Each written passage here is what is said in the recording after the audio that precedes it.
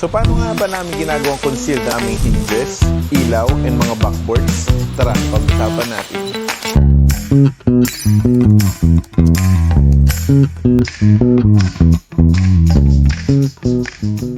So kung mapapansin nyo, meron kaming ginagawang mga grooves. Yan, mga yan. This is for backboard. Ito naman mga pang joinery. Meron tayong gino-groove dito for the concealed.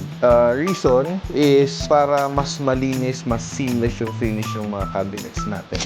So meron tayong ginagamit ng mga concealed hinges sa mga ganitong bagay. Kasi kung familiar kayo sa mga lumang mga cabinet, ang ginagamit pa isang ordinary na bisagra kung tawagin. And kita mo kasi dito sa side yung mga bisagra niya and hindi ganun siya ka-seamless tingnan. That's why meron tayong product ngayon na kung tawagin is concealed hinges. Ibig sabihin, mas malinis. Naka-embed na siya dito sa mismong door natin. So, hindi nyo kita or hindi niya siya masyadong mapapansin. Ngayon, alam niyo na kung bakit malinis yung cabinets namin. So, message nyo ako pag gusto nyo magpagawa ng cabinet, i-design natin yan. Tara, pag-usapan natin.